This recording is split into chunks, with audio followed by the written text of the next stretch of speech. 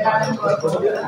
మరి వేదిక పైన ఇది ఈ శివరాత్రి మనము ఎటువంటి ఆటంకాలు లేకుండా అన్ని డిపార్ట్మెంట్స్ వాళ్ళు ఎవరి డిపార్ట్మెంట్ వాళ్ళు రెస్పాన్సిబిలిటీ తీసుకొని వివిధ స్థాయిలో ఎవరైతే చేస్తున్నారో వాళ్ళకు కూడా మళ్ళీ వాళ్ళ సూచనలు ఇచ్చి వాళ్ళు కూడా మంచిగా చేసే విధంగా చూడాలి. పోలీస్ డిపార్ట్మెంట్ భద్రతలో ఎటువంటి లోపం జరగకుండా పోలీస్ డిపార్ట్మెంట్ వాళ్ళు బాధ్యతలు చేపడతారని కోరుకుంటున్నాం. అట్లనే వేరే డిపార్ట్మెంట్స్ హెల్త్ డిపార్ట్మెంట్ వాళ్ళు హెల్త్ క్యాంప్స్ ఉండాలి. హెల్త్ క్యాంప్స్ లో మెడిసిన్ ఉండాలి. అట్లనే 24 hours ఉండాలి. మరి స్టాఫ్ కొత్తగా అక్కడ లిస్ట్ లో స్టాఫ్ మెంబర్స్ ఉండడం కాదండి. స్టాఫ్ ఎవరైతే అక్కడ టైమింగ్స్ లో ఉండాల్సిన వాళ్ళు ఉంటారో వాళ్ళు ఉన్నట్టుగా అక్కడ ఉండాలి. మరి వేరే వాటర్ ఫెసిలిటీ కూడా భక్తులకు ఎక్కడ ఇబ్బంది కలగకుండా ఉండాలి.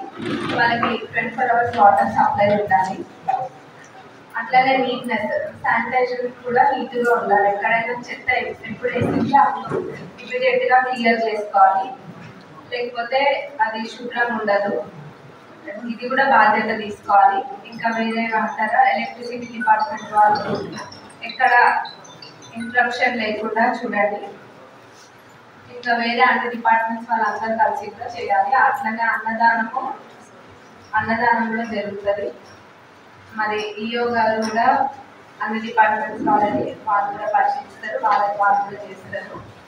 మరి భక్తులకి బస్సులు సౌకర్యం కూడా కల్పించాలి. ముఖ్యంగా శివరాత్రి రోజు 24 గంటలు బస్సు సౌకర్యం ఉండాలి. ఇంకా అడిషనల్ గా ఏమైనా బస్సెస్ కావాలంటే అది ముందే చూసుకొని తెప్పించుకోవాలి వాళ్ళు అడిషనల్ గా బస్సెస్.